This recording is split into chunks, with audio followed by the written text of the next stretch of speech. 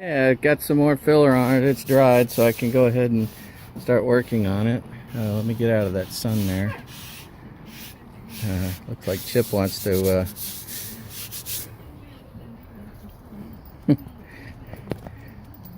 he wants to go inside. He's kind of my guard dog. I put him out here when I have my tools open and I go in and out. I did want to show you guys something. If you guys remember, I had to put something up here last time in order to sand. Well, I decided to make a quick mod for my tarp. And I added this today. I figured if I could have this rod right here, why couldn't I put another cross rod to kind of hold things up?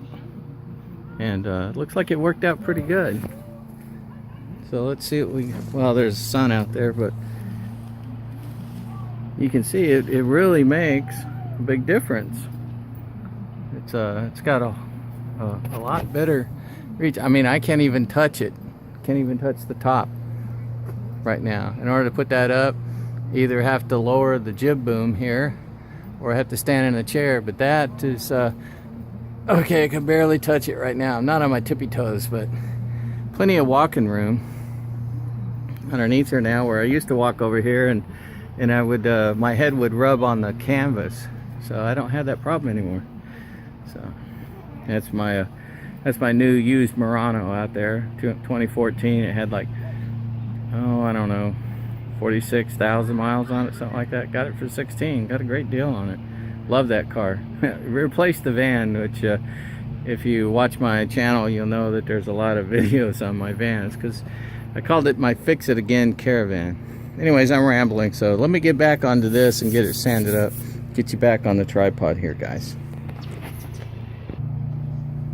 All right, let's get the get some of the used sandpaper again and knock the little waxy stuff off, so I can use the block on it. You have to sand kind of light, because if you sand too heavy, then you'll actually put a channel in it and you mess up the work you did. And this was just a really light film.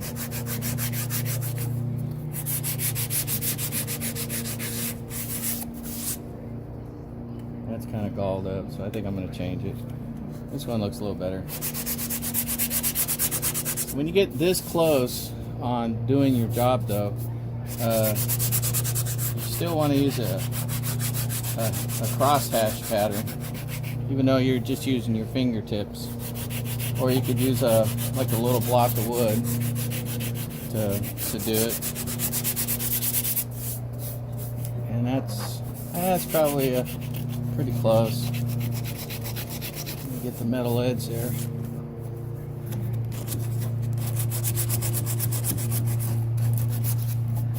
There we go. It's looking good.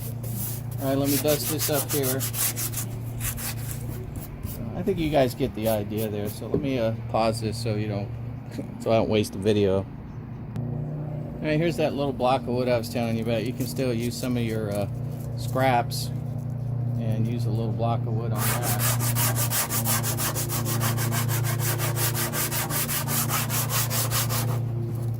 You don't want to rub too hard though, because this isn't what you're going to be using to keep it smooth. This is what you're using just knock the plastic, little sticky plastic stuff off of it. This is what you want to be using when you go to smooth it.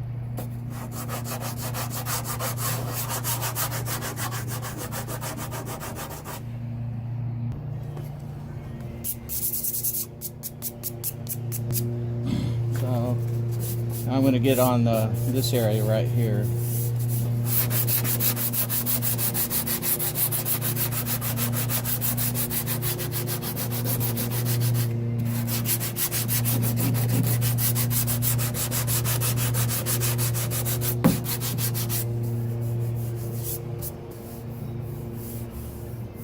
This is so fine right now, I can't even really feel any difference in it.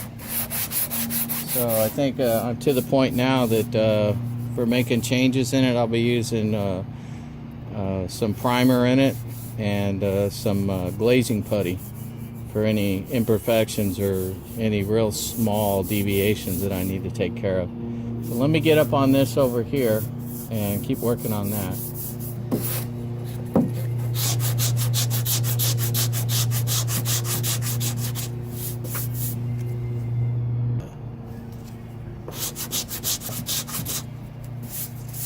This area you have to be kind of careful in because I could barely see the metal hives coming in there.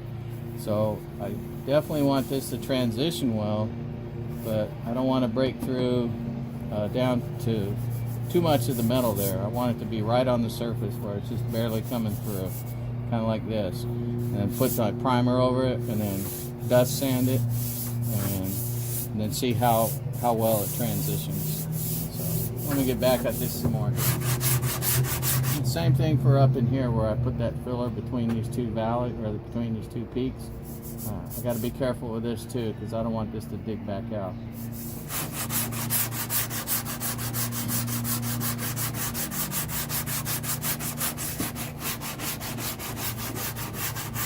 I'm kind of sanding around this area. I kind of dust over it, but I don't really press. Where on the other side, I press a little bit.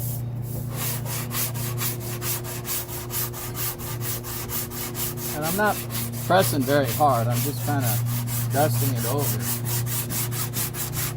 Because I want it to be a very smooth transition. You start pressing hard, you start digging areas out, and you don't want that. You want the block here to go ahead and find your highs and lows and take down the highs. If you press real hard, it doesn't always happen. It ends up taking down the highs and the lows, and you end up with a channel. You don't want a channel, you want a nice transition. So, and this better work out by the time I get done. You know, I keep talking about what to do and what not to do, but it is a dance, and it does take a little bit of time to work through it. How well the job turns out really depends on how much time you put into it and how much you learn while you're doing it. And I've done this many times, so there's not a whole lot more for me to learn.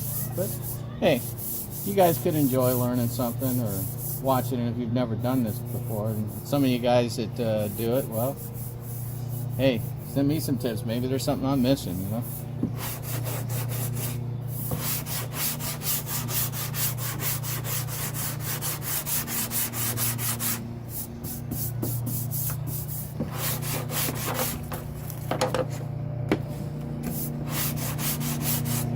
There's a low area right here.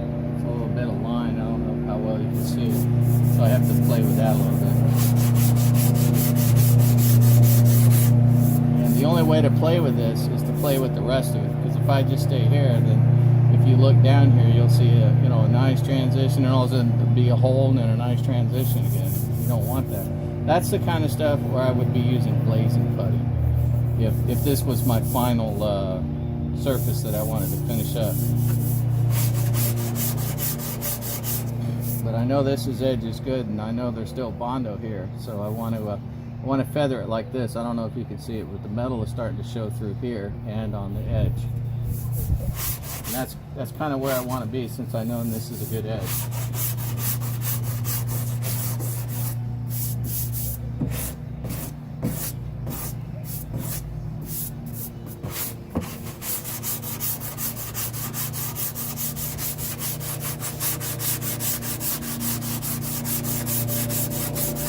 Trying to stay away from this because I want to do it last right here. And it feels like there still might be a little bit of a low here. We'll see.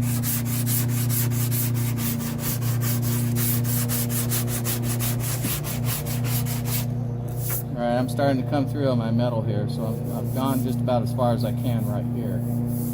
So let me fill. I can feel a little bit of a high right here.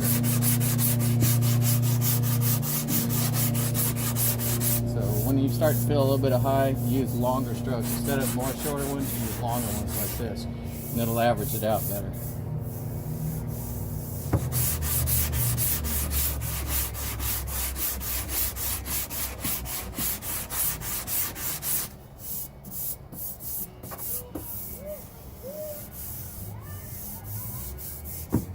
This is a little bit of filler up in here that got on the primer up here, so I'm going to knock it off.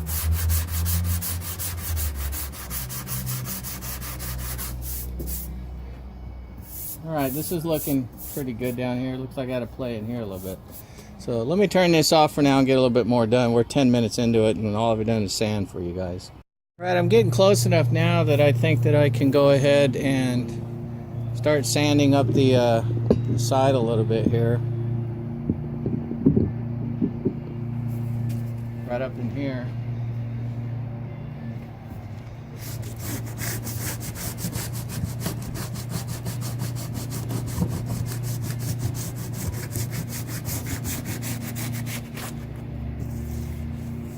We need to have a nice round edge right here. I think I'm going to grab my air and blow this off real quick. Alright, I actually do have an air compressor, but I don't have the water separator working quite right. So for just quick air, and that's one of the reasons I'm not using DAs and stuff. It's just, you know, electric works fine for me. But for going around the jobs and just blowing little nooks and crannies, these are great. Just don't use them inverted, because they'll expel a propellant, and you don't want that. You want just the air to come out. And don't shake it like I did, because it'll come out too. Woo, there we go. Don't breathe that stuff. It's not good for you. I'm not wearing my respirator right now because it's not really blowing around a lot. So, at least blowing in my direction. So anyways, let me finish sanding up this and get to it. Alright, I've kind of sanded up here and I'm working up here, and I noticed that we didn't get this straight right here, so I'm going to have to fill that with filler. And the wife's cutting the lawn, so I'll be pausing here and there. I've started working over here too. Alright, so I got to add a little bit. I had to take the primer out of here, and then I need to add a little bit more filler from about here down like this and bring it down over here. This area wasn't too bad, so I just sanded it. So I'll keep working at it and see how it works out. Alright, I've just put a skim right here, and I mean a really small skim. Skim of filler right up here. And I didn't like this valley. I think I'm just going to have to build it back up because of the metal showing through there. I went up through here. It's looking pretty good. The line actually is looking better. I took down that one area that I thought was kind of high, and it was, and that was right in here. And it, if you remember before, it kind of came up, went up, and that's an exaggeration. Came up and then went up, and then like a minute there was a high here, and there was, and it was between these two spots. So I took it down. There was an area in here that had some bubbles in it and stuff, and when I was sanding them off, I found them. And you can use a wire brush in bubble areas like this, and it'll pick the bubbles clean. Then you can blow it out with a little bit of air, and you can find them, and then you can skim them off.